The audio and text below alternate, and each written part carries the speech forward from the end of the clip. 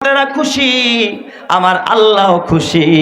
সেই মুকুট পরাণের কয়েকদিনের এক সপ্তাহের মাথায় আল্লাহ তাআলা জিব্রাইল পাঠাইয়া হযরতে জুলকিফিল পয়গম্বরের নবুয়ত দান করে ধন্য করে। চিৎকার মেরে কোন সুবহানাল্লাহ। এই দিক দিয়ে শয়তান তাকায় দেখে, হায় হায়, জুলকিফিল তো জিতে গেল, তার রাগ উঠানো দরকার, এই পথ থেকে তারা সরানো দরকার, টাইনা নামানো দরকার, এই কাজটা নষ্ট করা দরকার। যেটা করতেছে এই মৌলবী সাদের সাথে, কথা ঠিক না ব্যাটিক চলে, শয়তান লাগছে তার পিছে, শয়তান লাগছে, শয়তান লাইগা এবার বুড়া মানুষের ভেষ দইরা শয়তান গেছে হযরতে জুলকিফিলের ঘরে। বুড়া মানুষ, বিশাল পাগড়ি লাগাইছে, মন হয় যেন এ বাবা বড় পীর আব্দুল কাদের জিলানীর খালাতো ভাই। আসলে এটা পিন্না শয়তান। আরো জোরে কোন পিন্না শয়তান। যায় কয়, হুজুর একটা বিপদে আছি। কয় কি বিপদ? কয়েকজনের কাছে টাকা পামু, খালি পাওনাদার টালমাটাল করে, যার কাছে পামু সকালে না বিকালে দেয় না, আপনি একটু আমার টাকাটা উঠাইয়া দেন। আল্লাহর বান্দা জুলকিফিল দিনের বেলায় রোজা রাখে, রাতের বেলায় বাবা তাহাজ্জুদ পরে ঘুমাইতে পারে না। তার ঘুমের সময় হলো জোহরের পরে একটু কাইলুলা করে। এই টাইমেই গিয়া শয়তান ডিস্টার্ব করা আরম্ভ করছে, যেন রাতটা তাড়াতাড়ি উঠে। আর রাতটা যেন তাড়াতাড়ি উঠে। জুলকিফিল কয়, ও বাবা চলে যান, আগামীকাল 10টায় আমার দরবারে আসবেন, আমি আপনার পাওনা পরিশোধ করে দিব। সুবহানাল্লাহ। কোন পরের দিন 10টা থেকে 1টা পর্যন্ত বসা, কিন্তু চোরায় আসে না, শয়তান আসে না।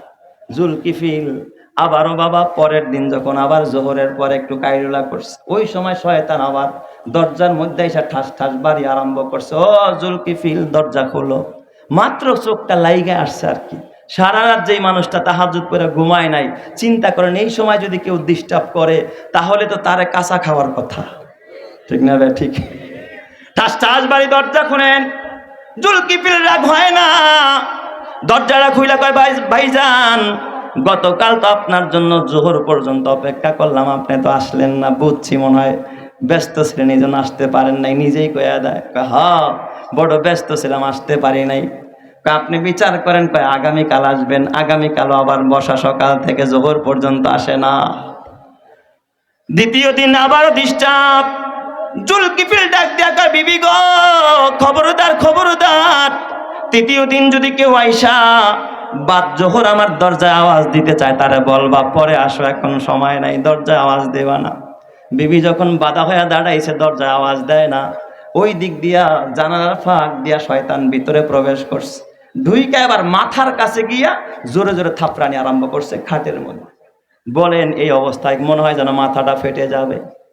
দেখে কোনোভাবে জুলকিফিলের একটু রাগ উঠানো যায়, তাইলেই তো পথ থেকে সরে যাবে। চেষ্টা করতেছে আবার নিয়ে একটা হট্টগোল লাগানো যায়। এ মুসলমান, হযরতে জুলকিফিল তাকায় দেখে দরজা বন্ধ, জানালা বন্ধ। কয়, মান আনতা ইয়া ফুলান, তুমি কে আমারে বলো? কয়, ওই যে আপনি আমার যে বিচারটা এখনো দেখলেন না। কয়, তুমি কে বলো? তুমি তো মানুষ না, দরজা বন্ধ জানালা বন্ধ, কেমনে ঢুকলা? বুঝেছি তুমি শয়তানে মালউন ছাড়া কেউ নয়। চিৎকার মেরে কন্না আল্লাহু আকবার। তুমি শয়তানে মালউন, এই ফাঁকা দিয়া ঢুকছো, বুঝছি তোমার দরজা জানালা লাগে না। এই কথা বলার পর কয়, হ্যাঁ আমি শয়তান, আমার কোনো বিচার মাকসাদ না। কয়, তাইলে 3 দিন আমার এইভাবে ডিস্টার্ব করলা কেন? কয়, ও আল্লাহর পয়গম্বর, আপনি যে প্রতিশ্রুতি আবদ্ধ হয়েছেন, আপনি যে প্রতিশ্রুতি দিয়েছেন, 3টা গুণ আপনার আছে, আপনি রাগান্বিত হন না। আমি চাইছিলাম আপনার রাগটা উঠায়া তারপরে আপনার এই পথ থেকে সরানোর জন্য, আপনার নবুয়তির দপ্তর থেকে নামটা কাটানোর জন্য, কিন্তু আমি পারি নাই। আমি আপনার কাছে পরাভূত হয়ে গেলাম, আমি পরাজিত হয়ে গেলাম। এ যুবক ভাই, তখন এই পয়গম্বর জুলকিফিল আলাইহিস সালাম এই কথা বলার পরে শয়তানকে ছেড়ে দিয়েছে। তাহলে সবরের কারণে বিজয়ের মালা যিনি পড়ায়া দিবেন তিনি কে? আরো জোরে বলেন না, তিনি কে? এ যুবক, তবে সবর করতে গিয়া শুধু হার হামেশা মার খাইবা তা না। ইসলাম খালি মার খাওয়াকে শিক্ষা দেয় না, মাঝে মাঝে দেওয়াও লাগে। কথা ঠিক না ব্যাটিক? মুসা কালিমুল্লাহ আজরাইল আইছে জান নেওয়ার জন্য, সালাম দেয় নাই। মুসা নবী যখন ভিতরে ঢুকছে সালাম দেয় নাই, অমনি চর মারছে একটা, চোখ গেছে একটা উইঠা। এ বাজান জিব্রাইল আজরাইল পর্যন্ত হজরতে মুসা ছাড় দেয় নাই। কারণ মুসা নবী মনে করছে ওই যে কিপ্তিরে যে মারছিলাম, ওই বনি ইসরাইলরা বুঝি সঙ্গবদ্ধ হয়ে আমার মারার জন্য আসছে। এটা মনে হয় বনি ইসরাইলের লোক, যেহেতু কি দেয় নাই, সালাম দেয় নাই। আজরাইল হইলে তো অবশ্যই আমার কি দিত, সালাম দিত। এই জন্য পয়গাম্বর শত্রুকে দমন করতে গিয়ে থাপ্পড় একটা মারছে, চোখ পড়ে গেছে। এ কপাল পরা মুসলমান, তুমিও জানো আমিও জানি, বর্তমানে দেখবেন আমাদের প্রতিবেশী দেশ যারা, আমরা তাদেরকে বন্ধু মনে করি, কিন্তু ওরা আমাদের স্পষ্ট শত্রু। ওরা চায় যে কোনোভাবে তোমাকে আমাকে পরাভূত করার জন্য, আমাদের দেশকে কুক্ষিগত করার জন্য। কিন্তু সবসময় মুসলমান তাকায় তাকায় খালি মার খাইবা, মার খাইলেই হবে না, তাদেরকে উচিত জবাব দেওয়ার দরকার আছে না নাই? তবে বাবা এই আওয়াজ কিন্তু বাবা স্কুল কলেজ ভার্সিটি থেকে আসবে না, কোরআনের আওয়াজ কিন্তু কোরআনের মাদ্রাসা থেকে আসবে। কথা ঠিক না বাটিক যারা কর, এই ইমানদারের পক্ষ থেকে আসবে রে মুসলমান। তবে খবরদার, দেখো না এই জমিনের সিংহ মানব, লৌহ মানব হাজী শরিয়াতুল্লাহ রহমাতুল্লাহের পক্ষ থেকে ডাক আসছিল, ঠিক না বাটিক যারা কর? এই যুগেও যদি আল্লাহওয়ালাদের পক্ষ থেকে কোনো ডাক আসে, আল্লামা মামুনুল হকের পক্ষ থেকে কোনো ডাক আসে, মুহিবুল্লাহ বাবুনগরীর পক্ষ থেকে কোনো ডাক আসে, ওলামায়ে কেরামের পক্ষ থেকে কোনো ডাক আসে, বাতিলের বিরুদ্ধে জান দিতে হয় জান দিব, মাল দিতে হয় মাল দিব, কল্লা দিতে হয় কল্লা দিব, পিছপা হব না, ঠিক কিনা? এ আমার বাবা, আমি আর লম্বা করব না। তবে এই মাদ্রাসাগুলো হলো এই কোরআনের জন্য, দিনের জন্য, এরা হলো সেনাবাহিনী। এরা এই দিনকে রক্ষা করার জন্য, এই মাদ্রাসার তালিবুল ইলমরা হলো বাবা সেনাবাহিনীর ভূমিকায়, ঠিক না ব্যাঠিক যারা কর? এরা দিনকে টিকানোর জন্য বাবা সব লাইনের মুজাহাদা করে, কষ্ট করে, মানুষকে শহীদিনের বুঝ দেওয়ার জন্য কতটা কষ্ট করে। অথচ তাদের কোনো খবর তোমার নাই। তোমার ছেলে ভার্সিটিতে পড়ে, কলেজে পড়ে, তার জন্য তোমার কত মেহনত, তুমি বাবার কত স্বপ্ন, কত ফ্ল্যাট কিনলা, বাড়ি কিনলা, গাড়ি কিনলা, কিন্তু যারা তোমার আমার দিন আর ইমান আর আমলকে টিকায় রাখছে, তাদের নিয়ে তোমার আমার কোনো মাথা ব্যথা নাই। কথা ঠিক না ব্যাঠিক যারা কর? এ আমার বাবা, জানো না এরা কত কষ্ট করে মাদ্রাসায় পড়ে।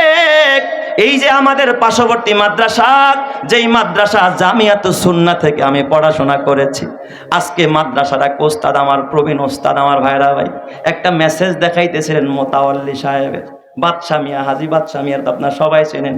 উনি একটা মেসেজ পাঠাইছে, মেসেজটা আমি পড়লাম এখানে বসে বসে। মেসেজটা পড়ে আমি নিজে আবেগ আপ্লুত হলাম। উনি লিখেছে, এই 4-5 হাজার ছাত্রদের ভিতরে মাদ্রাসা যখন বন্ধ হয়, সবাই আনন্দে বাড়ি চলে যায়।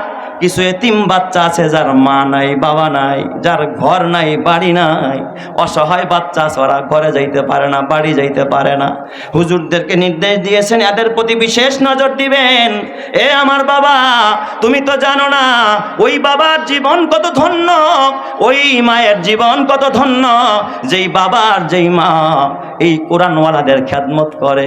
ওই মায়ের জীবন কত ধন্য যার সন্তান কোরআনের হাফেজ হয়ে যায়। এ বাবা, যার সন্তান আলেম হয়ে যায়, যার সন্তান আল্লাহওয়ালা হয়ে যায়। এ যুবক ভাই, ওই দিন আমারে দাওয়াত করার জন্য চুয়াডাঙ্গা থেকে 2 জন ভাই আসছে, মাহফিলের দাওয়াত দিবে, ডেট খালি নাই। অনেক লম্বা সময় আমার রুমে বসে কথা। এক পর্যায়ে তারা মাদ্রাসার কারগুজারি শোনায়, হুজুর মাদ্রাসাটা নিয়ে বড় বিপাকে আছি, গরিব এলাকা, মানুষ লজিন খাওয়ায়, বড় কষ্টে আছি। হুজুর আপনি যদি পারেন আমাদেরকে একটা ডেট দেন, রমজানের আগে হইলেও দেন। উনি এক পর্যায়ে আমার একটা কারগুজারি শোনায়। আমি বললাম বলেন। ওই মাদ্রাসার প্রিন্সিপাল, চুয়াডাঙ্গা মাদ্রাসার এক প্রিন্সিপাল আমার কারগুজারি শোনায়, হুজুর আমার মাদ্রাসার আলহামদুলিল্লাহ ঐতিহ্যবাহী হযরত হাফিজি হুজুর রহমাতুল্লাহ আলাইহির বিশিষ্ট খলিফা হযরত মাওলানা আব্দুর রশিদ রহমাতুল্লাহ আলাইহি প্রতিষ্ঠিত জামিয়া আশরাফুল মাদারেস কর্তৃক আয়োজিত 2 দিন ব্যাপী 42তম ঐতিহাসিক ইসলামী মহাসম্মেলনের 2য় দিনের সমাপনী অধিবেশনের শ্রদ্ধাভাজন সভাপতি আলহাজ হজরত মাওলানা আকরাম হুসাইন দামাত বরাকাতুহুল আলিয়া মোহতামি মত্র মাদ্রাসা, আজকের মাহফিলের প্রধান মেহমান মুসলিম মিল্লাতের দুর্দিনের কান্ডারি শাইখুল হাদিস ইবনে শাইখুল হাদিস আল্লামা মামুনুল হক হাফিজাহুল্লাহ, আমার আগে যিনি অত্যন্ত সুললিত কণ্ঠে সুন্দর আলোচনা পেশ করেছেন, এদেশের তরুণদের আইডল নন্দিত মুফাসসিরে কোরআন হযরত মাওলানা হাসান জামিল হাফিজাহুল্লাহ। আসলে আজকে আমার দশা কি হয়েছে জানেন? আমি কিন্তু বেলা ডোবার আগেই আসছি এখানে। আমার এশারের নামাজের আগেই আলোচনা হওয়ার কথা ছিল। জীবনে বহু শুনছি মাইনকার সিপার ফাড়াওয়াসের সিপা, চোখে দেখি নাই, আজকে দেখছি। কারণ আপনারা সুরের ঝংকারও শুনেছেন, আবার বাঘের হুঙ্কারও শুনবেন। আমার না আছে ঝংকার, না আছে হুঙ্কার, কোনোটাই নাই আর কি। আমার বাবা ছোটবেলায় যখন আমি নুরানি মাদ্রাসায় পড়ি আর কি, আমাদের অনেক পাট বুনতো আর কি। তো মাদ্রাসার ছুটিতে বাসায় ছিলাম বর্ষা সিজনে, তো পাট নিয়ে বেলা ফজরের পরপরই পাট বিক্রি হয় বাজারে আর কি। তো একটা ডিঙ্গি নৌকা ছিল, পাট নিয়ে বাজারে যাবে। তো আমাকে বললো তুমি চলো একটু পানি সেচ দেওয়ার জন্য আর কি। নৌকার পানি সেচ দিব, ছোট মানুষ, আমারও শখ একটু বাজারে যাব আর কি। তো পাট তো সাধারণত ডিঙ্গি নৌকায় কিনে না বড় বড় নৌকায়, এই বিশাল বিশাল এক একটা না। তো আব্বা তো পাট দেখানোর জন্য ওই দুই বড় নৌকার মাঝখানে ঢুকছে আর কি। ওই দিক দিয়ে দুই পাশ থেকে আরো দুইটা ঢুকছে। ওরা যখন চাপ দিছে মাঝখান থেকে দেখে আমাদের নৌকার যে গুড়া কয় না, একটা ছুটে গেছে আর কি। তো আমার কলিজা এমন চিপ মারছে, আমি তো চিৎকার মারছি যে এখন এই বুঝি শেষ। তো আমিও এখানে এসে যে চিপটা খাইলাম আর কি, আমার ওয়াজ তো এই চিপেই অর্ধেক শেষ হয়ে গেছে আর কি। আজ সামনে যে কি কথা বলবো অর্ধেক শেষ এখানেই। তারপরে বসেছি আল্লামা মামুনুল হক হাফিজাহুল্লাহ আসা পর্যন্ত, শুধু আপনাদেরকে নিয়ে একটু বসে থাকা আর কি। তারপরে যদি আল্লাহ গুনাহগারের জবান দিয়া দুই একটা কথা আপনাদের মহব্বতে, আলেম ওলামাদের দোয়ায়, আমার ওস্তাদদের দোয়ায়, আমার মা বাবার নেক দোয়ায় যদি বের করে দেয়, আল্লাহ জনের প্রতি সর্বপ্রথম আমাকে এবং আপনাদের সকলকে আমল করার তৌফিক দান করেন। আর একটু মহব্বতের সাথে বলি আমিন। আপনারাও জানেন আমি কোনো বড় বক্তাও না, কিছুই আমার নাই, কোনো যোগ্যতা নাই। তারপরে বসেছি, বড়রা নির্দেশ করেছেন, আল্লাহ যেন এমন কিছু কথা বের করে অল্প সময়ের ভিতরে যা আমার এবং আপনাদের সকলের হেদায়েত ও নাজাতের জরিয়া বনে যায়। সবাই বলি আমিন। পবিত্র কোরআনের সূরাতুল আম্বিয়া থেকে 85 এবং 86 নম্বর আয়াতে কারিমা তেলাওয়াত করেছি। তাফসীর করার মতো যোগ্যতাও নাই, ওই সময়ও আমার হাতে নাই। শুধু এই আয়াত সংশ্লিষ্ট কয়েকটি কথা বলে ইনশাআল্লাহ বিদায় নিব। আল্লাহ তাআলা এই আয়াতের মধ্যে বলেন, আমি প্রথমে আয়াতে ঢুকলাম আর কি, ভূমিকা দেওয়ার সময় নাই। আল্লাহ বলেন ওয়া ইসমাঈলা ওয়া ইদরিসা ওয়া যাল কিফলি কুল্লুম মিনাস সাবিরিন। আল্লাহ বলেন নবী আপনি স্মরণ করেন ইসমাইলের কথা, স্মরণ করেন ইদ্রিসের কথা, আপনি স্মরণ করেন জুলকিফিলের কথা। কুল্লুম মিনাস সাবিরিন, এরা সবাই ছিল ধৈর্যশীল বান্দা। সুবহানাল্লাহ বলবেন না সবাই? এই তিনজন নবীর নাম বইলা আল্লাহ তাআলা খবর দিছে, এরা সবাই কি ছিল? ধৈর্যশীল বান্দা ছিল। ইসমাইলের ধৈর্যের কথা তো আর বলার অপেক্ষা রাখে না, ইদ্রিস আলাইহিস সালামের ধৈর্যের কথাও বলার অপেক্ষা রাখে না। শুধু একজন পয়গম্বরের ধৈর্যের কথাটা একটু আপনাদেরকে শোনাবো, যেই পয়গম্বরের নাম আমার মনে হয় এই মজলিসের খুব কম মানুষই শুনছে। ওই নবীর নাম হযরতে জুলকিফিল আলাইহিস সালাম। নবীর নাম কি? কথা কয় না, নবীর নাম কি? চিনেন এই নবীরে? চিনেন? বাড়ি কোথায়? শিবচরে। হ্যাঁ, শিবচরে। আমি এক মজলিসে হযরত ইদ্রিস আলাইহিস সালামের আলোচনা করতেছিলাম আর কি। তো বলতেছিলাম যে ইদ্রিসরে কে চিনেন? তো এক বাচ্চা দাঁড়ায়, একা হুজুর আমি চিনি। কেমনে চিনো? কা হুজুর আমাগো বাসার 3 তলায় ভাড়া থাকে। কি কন? আল্লাহর নবীদের নাম শুনতে শুনতে মনে হয় যেন আমাগো বাসার মানুষই। সুবহানাল্লাহ, যেরকম সবাই। হযরতে জুলকিফিলের আলোচনা হয়তো খুব কম সংখ্যক মানুষই শুনছেন, তাই না? তিনিও একজন পয়গম্বর। কে বলেছেন? আরো জোরে কে? ইমানের আওয়াজে বলতে হবে কে? ওয়া ইসমাঈলা ওয়া ইদরিসা ওয়া যালকিফলি কুল্লুম মিনাস সাবিরিন। আল্লাহ বলেন এরা সবাই ধৈর্যশীল। আল্লাহ যদি কাউকে ধৈর্যশীল বলে, তিনি যে সত্যকারের ধৈর্যশীল, সত্যিকারের, এতে কোনো সন্দেহ নাই। কিন্তু এই গুণটাই আমাদের মধ্যে সবচাইতে কম।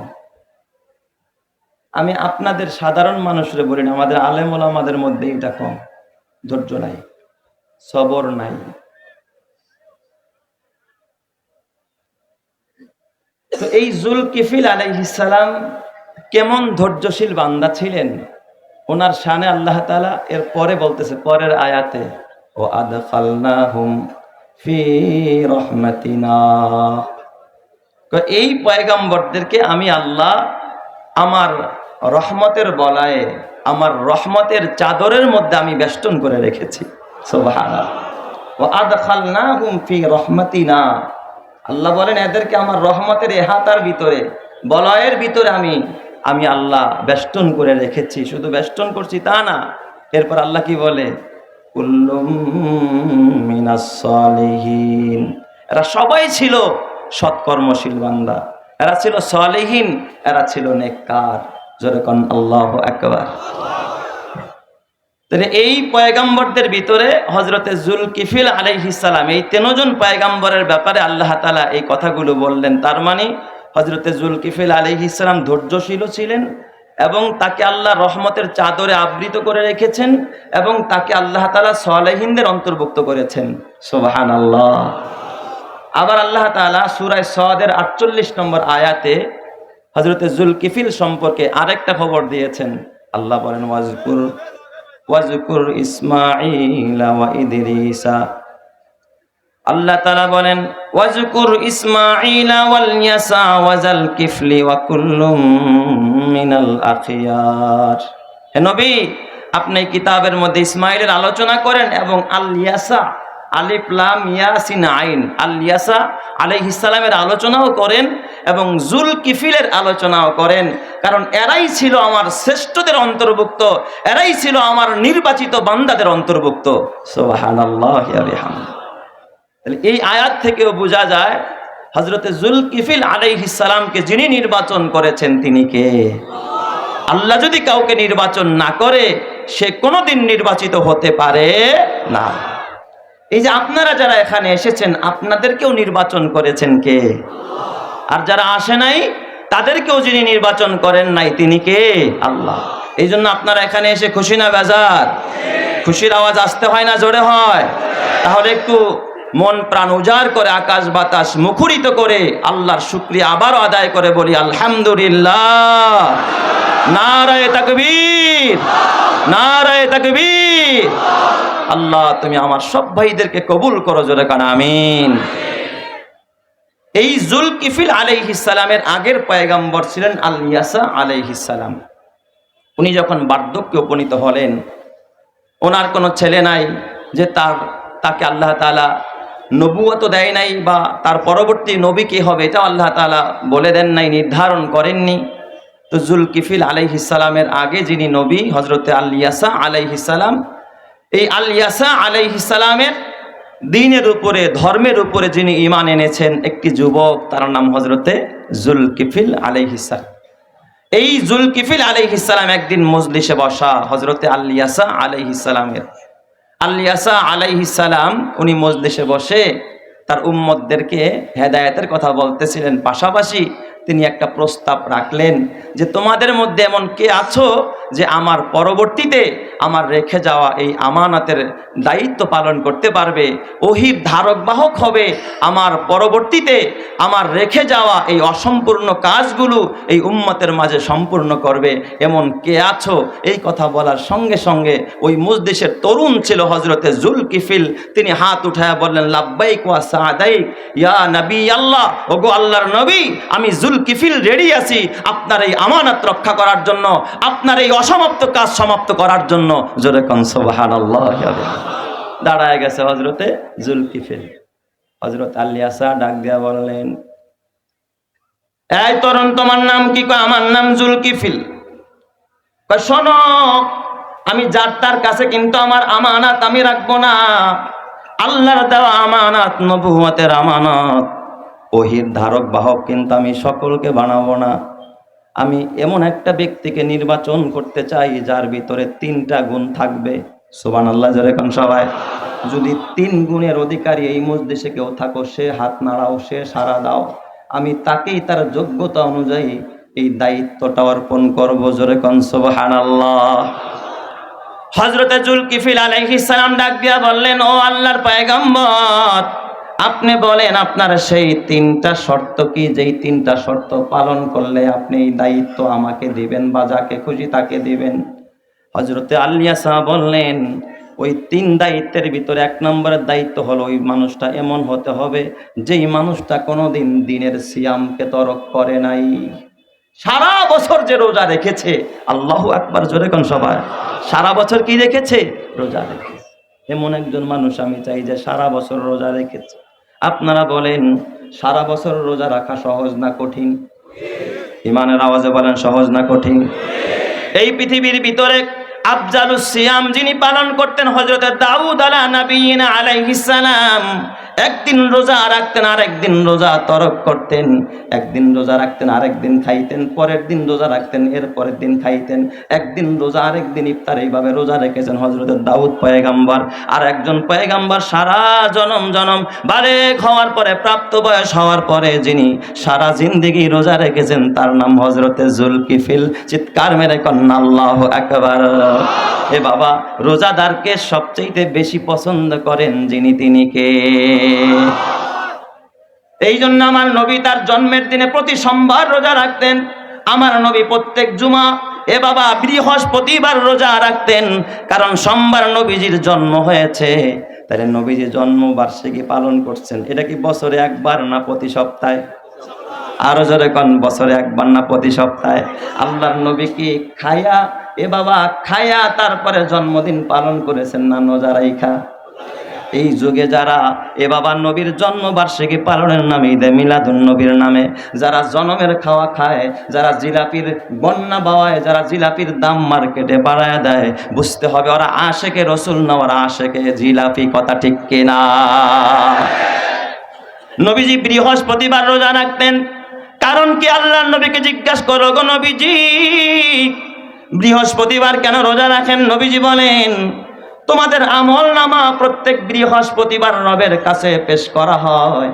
আমার আমল নামাটা যেন আল্লাহর কাছে রোজা অবস্থায় যায়। এই জন্য আমি মুহাম্মদ ওই দিনটা রোজা রাখতাম। আর আমার এই যুগের কপাল পোড়ারা গায়ে হলুদের নামে, নষ্টামির নামে, এ বাবা সোনা কাটার নামে, তারপরে মুসলমানের নামে, তারপরে অবৈধ যতগুলো অনুষ্ঠান শুক্রবার করে, আগের রাতে কনসার্ট করে, গান গায়, যেই রাতে আমল নামা রবের কাছে পৌঁছে, ওই রাত্রটাকে এই মুসলমান শুধুমাত্র কলুষিত নয়, ওই রাত্রটাকে নষ্ট আর ধ্বংস করার জন্য তারা উঠে পড়ে লেগেছে। কথা ঠিক কিনা? আছে না নাই? জোরে কান, আছে না নাই? এ মুসলমান, আজকে মুসলমান ইসলামকে ধ্বংস করার জন্য অমুসলিম লাগে না, মুসলমানরাই যথেষ্ট।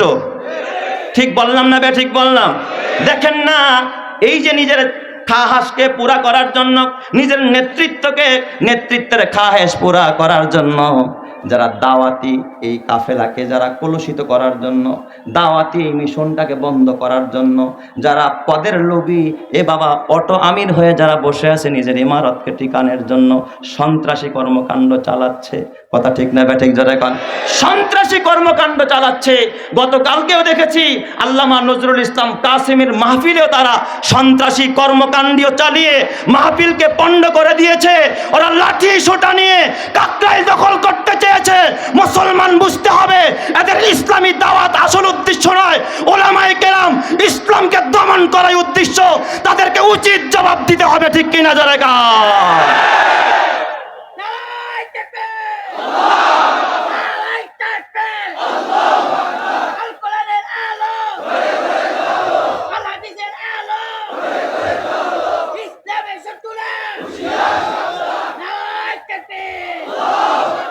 ভাইয়ারা, শুধু তাই না, আজকেও দেখলাম আমাদের দেশে বলেন তো যত সংখ্যালঘু আছে এদের মতো আরামে আর সুখে জামাইয়ের আদর পায়া সংখ্যালঘুরা বাংলাদেশে বাস করে। কথা ঠিক না বেঠিক?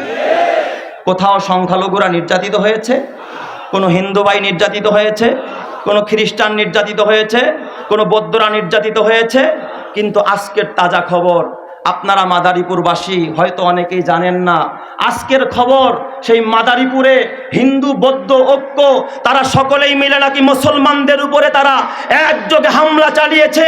মাদারীপুরের ওলামায়ে কেরাম তারা ডাক দিয়েছে কালকে সমাবেত হবে। হ্যাঁ মাদারীপুরের মুসলমান, আমরা তাদেরকে জামাইয়ের আদর দিয়ে রাখি, এরপরেও যদি তারা দেশে অশান্তি তৈরির নৈরাজ্য তৈরির পরিকল্পনা করতে গিয়ে মুসলমানদের উপরে হাত তুলে তাদের হাতকে ভেঙে দিতে হবে, ভেঙে দিতে হবে। ঠিক কিনা বলে না?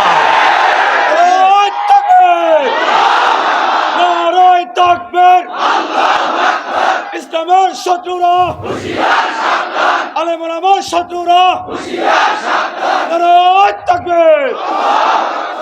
আমার ভাইয়েরা, আসলে তো লম্বা সময় কথা বলার সময় আমার হাতে নাই। আজকে শাইখুল হাদিস ইবনে শাইখুল হাদিস এই কথা বলবেন। আমি শুধুমাত্র উনি মঞ্চে আসা পর্যন্ত এখানে বসে থাকব, উনি আসলেই আমি ছেড়ে দিয়ে চলে যাব। তারপরেও শুধু আপনাদের বিবেককে নাড়া দেওয়ার জন্য দুই একটি মেসেজ দিলাম। আল্লাহ তাআলা যেন আমাদের বিবেককে জাগ্রত করার তৌফিক দান করে, জোরে কান আমিন। তবে মুসলমান, এখনো যদি আপনারা সেই অন্ধের মতো বসে থাকেন, আপনারা জানেন এই জমিনের মানুষ আইয়ুব খানের শাসন দেখেছে, এই জমিনের মানুষ বঙ্গবন্ধুর শাসন দেখেছে, এই জমিনের মানুষ আরে বাবা এরশাদের টালমাটাল দেখেছে, এই জমিনের মানুষ মঈনুদ্দিন আর ফখরুদ্দিনের খেলা দেখেছে, এই দেশের মানুষ খালেদা জিয়ার শাসন দেখেছে, শেখ হাসিনার শাসন দেখেছে। আরে বর্তমান যারা অন্তর্বর্তীকালীন সরকার তাদেরও শাসন দেখতেছে। কসম আল্লাহর, কেউ শান্তি প্রতিষ্ঠা করতে পারে নাই। এই দেশের মানুষ কোরআনী শাসন দেখতে চায়। ঠিক না ঠিক? যারা কাল মুসলমান,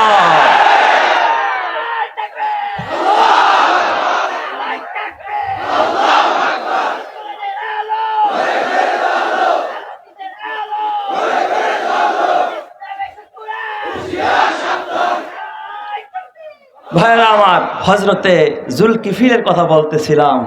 উনি ধৈর্যশীল মানুষ ছিলেন। সুবহানাল্লাহ বলেন সবাই। ধৈর্যের মূর্ত প্রতীক। অতএব নবীরা আমাদের জন্য মডেল। কথা বলেন, আমাদের মডেল কারা? এখানে কিছু পোলাপান আছে, কোনটা পোলাপানেরা হিরো আলম রে মডেল মানে।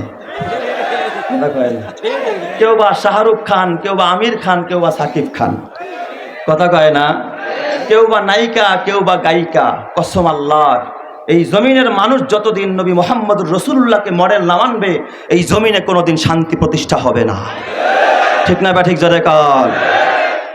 আমার ভাইয়ারা, হযরত আলী আসা বললেন এক নম্বরের শর্ত হলো যে দিনের বেলায় কি করে? সিয়াম পালন করে, রোজা ভঙ্গ করে না। দুই নম্বরের আমল, যেই মানুষটা রাতের বেলায় কিয়ামুল লাইল করে, আল্লাহু আকবার, জোরে বলেন সবাই। রাতের বেলায় ঘুমায় না, সারা রাত জেগে জেগে মালিকের কদমে সেজদায় কাটায়। বিকদরি কাদ্দিন তুকতাসাবুল মাআলি, বিকদরি কাদ্দিন তুকতাসাবুল মাআলি, মান তালাবাল উলা সাহিরাল লায়ালি। আল্লাহু আকবার, জোরে কোন সবাই। আপনি যদি দামি হতে চান, রাতের বেলায় ঘুমায়া কেউ দামি হতে পারে নাই, হাফেজি পারে নাই, পীরজি পারে নাই। শাইখুল ইসলাম আল্লামা শাহ আহমদ শফি নওয়ারাল্লাহু মারকাদাহু ওয়া জাআলাল জান্নাতা মাসওয়া, তিনিও পারে নাই। জুনায়েদ বাবুনগরী রহমাতুল্লাহ আলাইহি পারে নাই। শাইখুল হাদিস রহমাতুল্লাহ আলাইহি পারে নাই। এই যুগেও যারা আল্লাহওয়ালা, তারাও রাত্রিবেলা ঘুমায়া আল্লাহওয়ালা হতে পারে না। কথা ঠিক কিনা? আমার বাজান, হযরত আলী আসা বললেন এক নম্বর দিনের বেলায় সিয়াম, রাতের বেলায় কিয়াম। তিন নম্বরের শর্ত হলো যেই মানুষটা কশিন কালেও কখনো রাগ করে না। কশিন কালেও কখন কি করবে না?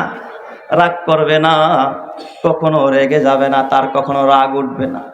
বলেন তো আমাদের দেশের সব চাইতে যাদেরকে আমরা বড় পীর মনে করি, তাদের ভিতরেও রাগ আছে না নাই? আমার ভিতরে আছে না নাই? আল্লামা মামুনুল হকের ভিতরে রাগ আছে না নাই? হাসান জামিল সাহেবের ভিতরে রাগ আছে না নাই? পীর সাহেব বাহাদুরপুরের ভিতরে রাগ আছে না নাই? এই যে মাওলানা আকরাম সাহেবের ভিতরেও রাগ আছে না নাই? এই যে মঞ্চে বহু আইম্মারা বসা, ওলামায়ে মাসাজিদ বসা, ওলামায়ে মাদারিস বসা, বলেন তাদের ভিতরে রাগ আছে না নাই? এই জন্য আল্লাহ তাআলা মুত্তাকির গুণ বর্ণনা করতে গিয়ে বলে, আল্লাযীনা ইউনফিকুনা ফিস সাররাই ওয়াদ দাররাই ওয়াল কাযিমিনাল গায়জা ওয়াল আফিনা আনিন নাস। আরে মুত্তাকি তারা যারা সচ্ছল এবং অসচ্ছল অবস্থায় আল্লাহর রাস্তায় দান করে, এবং যারা গোস্বাকে হজম করে, এবং যারা মানুষকে ক্ষমা করে দেয়, এরাই হলো মুত্তাকি কথাকার। এই জন্য রেগে গেলেন তো হেরে গেলেন, রেগে গেলেন তো।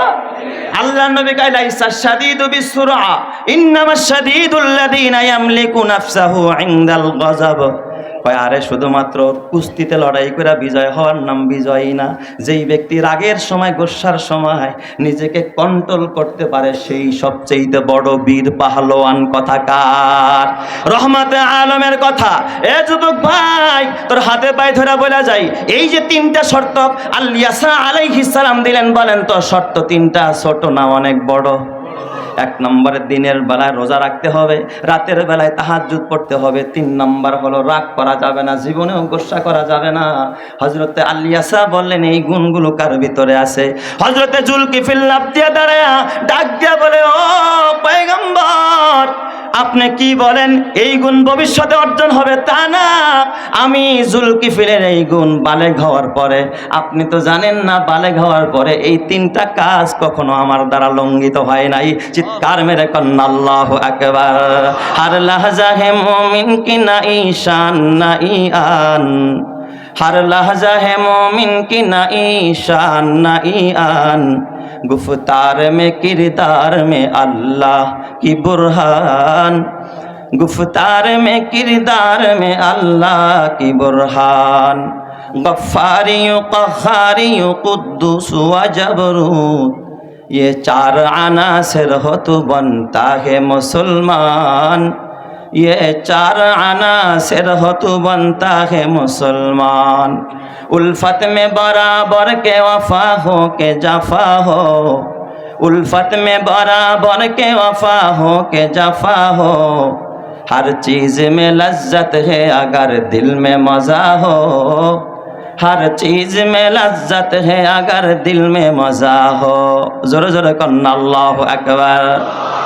ए আমার বাবা হযরতে আলিয়াসা প্রথম দিন মুকুট পরালেন না, দ্বিতীয় দিন মজলিস মিলায় আবার একই প্রশ্ন, তার ভিতরে সন্দেহ আসলে কি যুবকটাই আমল করে কিনা।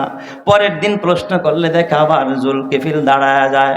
হযরতে আলিয়াসা মাথার মুকুটটা খুইলা, এ আমার বাবা জুলকিফিল পয়গম্বররে যখন মুকুট পরায়া দেয়, মুকুট পরানোর সাথে সাথে সব উম্মতেরা খুশি, আমার আল্লাহ খুশি। সেই মুকুট পরানোর কয়েকদিনের, 1 সপ্তাহের মাথায় আল্লাহ তাআলা জিব্রাইল পাঠাইয়া হযরতে জুলকিফিল পয়গম্বরের নবুয়ত দান করে ধন্য করে। চিৎকার মেরে কোন সুবহানাল্লাহ। এই দিক দিয়ে শয়তান তাকায় দেখে, হায় হায় জুলকিফিল তো জিতে গেল, তার রাগ উঠানো দরকার, এই পথ থেকে তারা সরানো দরকার, টাইনা নামানো দরকার, এই কাজটা নষ্ট করা দরকার।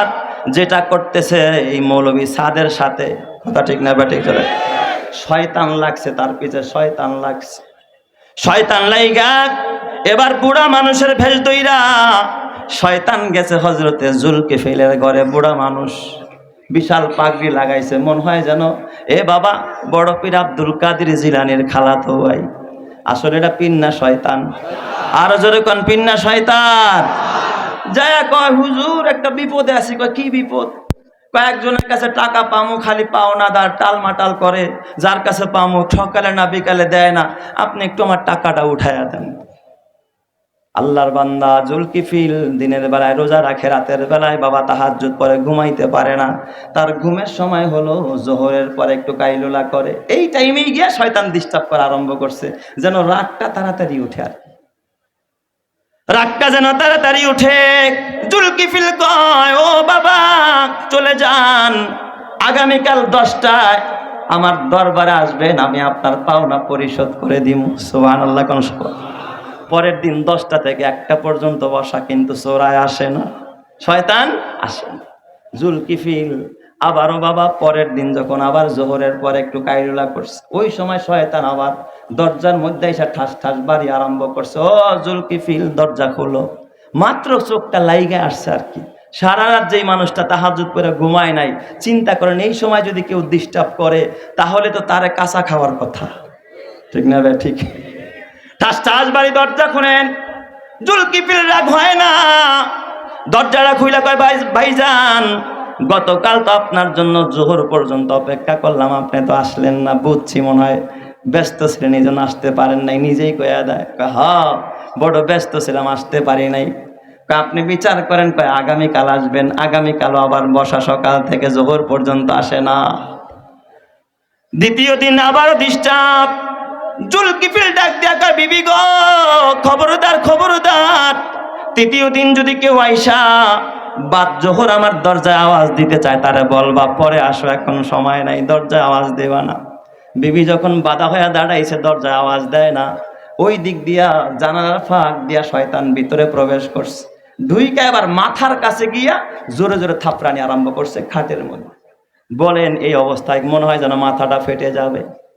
দেখে কোনোভাবে জুলকিফিলের একটু রাগ উঠানো যায়, তাইলেই তো পথ থেকে সরে যাবে। চেষ্টা করতেছে আবার নিয়ে একটা হট্টগোল লাগানো যায়। এ মুসলমান, হযরতে জুলকিফিল তাকায় দেখে দরজা বন্ধ, জানালা বন্ধ। কয় মান আনতা ইয়া ফুলান, তুমি কে আমারে বলো। কয় ওই যে আপনি আমার যে বিচারটা এখনো দেখলেন না। কয় তুমি কে বলো, তুমি তো মানুষ না, দরজা বন্ধ জানালা বন্ধ, কেমনে ঢুকলা? বুঝেছি তুমি শয়তানে মালউন ছাড়া কেউ নয়। চিৎকার মেরে কন্না আল্লাহু আকবার। তুমি শয়তানে মালউন, এই ফাঁকা দিয়া ঢুকছো, বুঝছি তোমার দরজা জানালা লাগে না। এই কথা বলার পর কয় হ্যাঁ আমি শয়তান, আমার কোনো বিচার মাকসাদ না। কয় তাইলে 3 দিন আমার এইভাবে ডিস্টার্ব করলা কেন? কয় ও আল্লাহর পয়গম্বর, আপনি যে প্রতিশ্রুতি আবদ্ধ হয়েছেন, আপনি যে প্রতিশ্রুতি দিয়েছেন 3টা গুণ আপনার আছে, আপনি রাগান্বিত হন না। আমি চাইছিলাম আপনার রাগটা উঠায়া তারপরে আপনার এই পথ থেকে সরানোর জন্য, আপনার নবুয়তির দপ্তর থেকে নামটা কাটানোর জন্য, কিন্তু আমি পারি নাই। আমি আপনার কাছে পরাভূত হয়ে গেলাম, আমি পরাজিত হয়ে গেলাম। এ যুবক ভাই, তখন এই পয়গম্বর জুলকিফিল আলাইহিস সালাম এই কথা বলার পরে শয়তানকে ছেড়ে দিয়েছে। তাহলে সবরের কারণে বিজয়ের মালা যিনি পড়ায়া দিবেন তিনি কে? আরো জোরে বলেন না, তিনি কে? এ যুবক, তবে সবর করতে গিয়া শুধু হার হামেশা মার খাইবা তা না। ইসলাম খালি মার খাওয়াকে শিক্ষা দেয় না, মাঝে মাঝে দেওয়াও লাগে। কথা ঠিক না ব্যাটিক জোরে কান। মুসা কালিমুল্লাহ আজরাইল আইছে জান নেওয়ার জন্য, সালাম দেয় নাই। মুসা নবী যখন ভিতরে ঢুকছে সালাম দেয় নাই, অমনি চর মারছে একটা, চোখ গেছে একটা উইঠা। এ বাজান জিব্রাইল আজরাইল পর্যন্ত হজরতে মুসা ছাড় দেয় নাই। কারণ মুসা নবী মনে করছে ওই যে কিপ্তিরে যে মারছিলাম, ওই বনি ইসরাইলরা বুঝি সঙ্গবদ্ধ হয়ে আমার মারার জন্য আসছে। এটা মনে হয় বনি ইসরাইলের লোক, যেহেতু কি দেয় নাই, সালাম দেয় নাই। আজরাইল হইলে তো অবশ্যই আমার কি দিত, সালাম দিত। এই জন্য পয়গাম্বর শত্রুকে দমন করতে গিয়ে থাপ্পড় একটা মারছে, চোখ পড়ে গেছে। এ কপাল পরা মুসলমান, তুমিও জানো আমিও জানি, বর্তমানে দেখবেন আমাদের প্রতিবেশী দেশ যারা, আমরা তাদেরকে বন্ধু মনে করি, কিন্তু ওরা আমাদের স্পষ্ট শত্রু। ওরা চায় যে কোনোভাবে তোমাকে আমাকে পরাভূত করার জন্য, আমাদের দেশকে কুক্ষিগত করার জন্য। কিন্তু সবসময় মুসলমান তাকায় তাকায় খালি মার খাইবা, মার খাইলেই হবে না, তাদেরকে উচিত জবাব দেওয়ার দরকার আছে না নাই? তবে বাবা এই আওয়াজ কিন্তু বাবা স্কুল কলেজ ভার্সিটি থেকে আসবে না, কোরআনের আওয়াজ কিন্তু কোরআনের মাদ্রাসা থেকে আসবে। কথা ঠিক না ব্যাটিক জোরে কার? এই ইমানদারের পক্ষ থেকে আসবে রে মুসলমান। তবে খবরদার, দেখো না এই জমিনের সিংহ মানব, লৌহ মানব হাজী শরিয়াতুল্লাহ রহমাতুল্লাহ এর পক্ষ থেকে ডাক আসছিল, ঠিক না ব্যাটিক ঠিক যারা এখন এই যুগেও যদি আল্লাহ ওয়ালাদের পক্ষ থেকে কোনো ডাক আসে, আল্লামা মামুনুল হকের পক্ষ থেকে কোনো ডাক আসে, মুহিবুল্লাহ বাবুনগরীর পক্ষ থেকে কোনো ডাক আসে, ওলামায়ে কেরামের পক্ষ থেকে কোনো ডাক আসে, বাতিলের বিরুদ্ধে জান দিতে হয় জান দিব, মাল দিতে হয় মাল দিব, কল্লা দিতে হয় কল্লা দিব, পিছপা হব না, ঠিক কিনা? এ আমার বাবা, আমি আর লম্বা করব না, তবে এই মাদ্রাসাগুলো হলো এই কোরআনের জন্য, দিনের জন্য এরা হলো সেনাবাহিনী, এরা এই দিনকে রক্ষা করার জন্য এই মাদ্রাসার তালিবুল ইলমরা হলো বাবা সেনাবাহিনীর ভূমিকায়, ঠিক না ঠিক যারা কর, এরা দিনকে টিকানোর জন্য বাবা সব লাইনের মুজাহাদা করে, কষ্ট করে, মানুষকে শহীদিনের বুঝ দেওয়ার জন্য কতটা কষ্ট করে, অথচ তাদের কোনো খবর তোমার নাই। তোমার ছেলে ভার্সিটিতে পড়ে, কলেজে পড়ে, তার জন্য তোমার কত মেহনত, তুমি বাবার কত স্বপ্ন, কত ফ্ল্যাট কিনলা, বাড়ি কিনলা, গাড়ি কিনলা, কিন্তু যারা তোমার আমার দিন আর ইমান আর আমলকে টিকায় রাখছে, তাদের নিয়ে তোমার আমার কোনো মাথা ব্যথা নাই, কথা ঠিক না ব্যাঠিক যারে কর। এ আমার বাবা, জানো না এরা কত কষ্ট করে মাদ্রাসায় পড়ে। এই যে আমাদের পার্শ্ববর্তী মাদ্রাসা, যেই মাদ্রাসা জামিয়াতুস সুন্নাহ থেকে আমি পড়াশোনা করেছি, আজকে মাদ্রাসার এক ওস্তাদ, আমার প্রবীণ ওস্তাদ, আমার ভাইরা ভাই, একটা মেসেজ দেখাইতেছিলেন মোতাওয়াল্লি সাহেবের, বাদশা মিয়া, হাজী বাদশা মিয়ার তো আপনার সবাই চেনেন, উনি একটা মেসেজ পাঠাইছে, মেসেজটা আমি পড়লাম এখানে বসে বসে। মেসেজটা পড়ে আমি নিজে আবেগ আপ্লুত হলাম। উনি লিখেছে, এই 4-5 হাজার ছাত্রদের ভিতরে মাদ্রাসা যখন বন্ধ হয়, সবাই আনন্দে বাড়ি চলে যায়, কিছু এতিম বাচ্চা আছে যার মা নাই, বাবা নাই, যার ঘর নাই, বাড়ি নাই, অসহায় বাচ্চা আছে, ওরা ঘরে যাইতে পারে না, বাড়ি যাইতে পারে না। হুজুরদেরকে নির্দেশ দিয়েছেন এদের প্রতি বিশেষ নজর দিবেন। এ আমার বাবা, তুমি তো জানো না ওই বাবার জীবন কত ধন্য, ওই মায়ের জীবন কত ধন্য, যেই বাবার যেই মা এই কোরআনওয়ালাদের খেদমত করে, ওই মায়ের জীবন কত ধন্য যার সন্তান কোরআনের হাফেজ হয়ে যায়। এ বাবা, যার সন্তান আলেম হয়ে যায়, যার সন্তান আল্লাহওয়ালা হয়ে যায়। এ যুবক ভাই, ওই দিন আমারে দাওয়াত করার জন্য চুয়াডাঙ্গা থেকে 2 জন ভাই আসছে, মাহফিলের দাওয়াত দিবে, ডেট খালি নাই, অনেক লম্বা সময় আমার রুমে বসে কথা। এক পর্যায়ে তারা মাদ্রাসার কারগুজারি শোনায়, হুজুর মাদ্রাসাটা নিয়ে বড় বিপাকে আছি, গরিব এলাকা, মানুষ লজিন খাওয়ায়, বড় কষ্টে আছি, হুজুর আপনি যদি পারেন আমাদেরকে একটা ডেট দেন, রমজানের আগে হইলেও দেন। উনি এক পর্যায়ে আমার একটা কারগুজারি শোনায়। আমি বললাম, বলেন। ওই মাদ্রাসার প্রিন্সিপাল, চুয়াডাঙ্গা মাদ্রাসার এক প্রিন্সিপাল আমার কারগুজারি শোনায়, হুজুর আমার মাদ্রাসার 3 জন বাচ্চা আমার মাদ্রাসায় পড়ে, 2 জন হাফেজে কোরআন হয়ে এখন কিতাবখানায় পড়ে, আর একজন ছেলে হেফজখানায় এখনো শোনাইতেছে। এই ভদ্রলোকের 2টা মেয়ে, মোট 5 সন্তান, 3 জন হাফেজে কোরআন, 2টা মেয়ে মহিলা মাদ্রাসায়, 3 ছেলে আমার মাদ্রাসায়। হুজুর ওর বাবা একজন চরমনাইয়ের মুজাহিদ, সুবহানাল্লাহ কোন সবাই। আমি বললাম, ওর বাবা কি করে? কয় হুজুর নসিমন চালায়। এই যে নসিমন গাড়ি, ইঞ্জিনের সাহায্যে যে নসিমন গাড়িগুলো চালায়, কয় হুজুর পাগড়ি পয়রা, জুব্বা পয়রা জিকির করতে করতে তারপরে নসিমন গাড়ি চালায়। 5টা সন্তান, 3টারে আমাদের মাদ্রাসায় দিছে, 2টা মেয়ে মহিলা মাদ্রাসায়। এই 3 বাচ্চার ভিতরে 3 জন হাফেজে কোরআন, 2 জন কিতাবখানায়, আর একজন সন্তান হেফজখানায় শোনাইতেছে ওস্তাদ। আমি বললাম, কি হয়েছে একটু ভালো করে খুলে বলেন। কয় হুজুর শোনেন, ওর বাবা বড় অসহায়, একটা নসিমন চালায়া সন্তানের খরচ চালাইতে পারে না, যদিও বাবা বাইচা আছে, চরমনার মুজাহিদ বাবা, আল্লাহওয়ালা মানুষ, অন্যায় করে না, গুনাহ করে না, বিবিও কোনোদিন পর্দা ছাড়ে না, পর্দা লঙ্ঘন করে না। এই বুজুর্গ লোকটা তার 3 সন্তানরা আমাদের মাদ্রাসায় দিয়া দিছে। হুজুর হঠাৎ আমি মুহতামিমের কাছে ফোন আসলো, বাবায় ফোন দিয়া বলে, ওস্তাদ আপনার ছাত্রদের আম্মা অসুস্থ রোগী, খুব খারাপ অবস্থা, ওর মা সন্তানদেরকে একটু দেখতে চাইছে। ওর বাবা, আমি অনুমতি দেওয়ার পর নসিমনটা নিয়ে আমার মাদ্রাসার গেটে আসছে। 3 জন সন্তান, 3 জন হাফেজে কোরআন, সুবহানাল্লাহ। ওই মায়ের কপাল কত ভালো যার 3 সন্তান হাফেজে কোরআন। কয় হুজুর 3টা বাচ্চা নসিমনে উঠাইয়া বাসায় নিয়ে যায়। আমি পরে কারগুজারি শুনলাম, এই বাচ্চার মা বড় অসুস্থ, বেশ কিছুদিন যাবত অসুস্থ, রোগ কি ধরা পড়ে না, মুমূর্ষ অবস্থা, মাঝে মাঝে নাক মুখ দিয়া রক্ত আসে, কেউ বলে মনে হয় ক্যান্সার হয়েছে। গরিব মানুষ তো ভালো কোনো ট্রিটমেন্ট নিতে পারে না।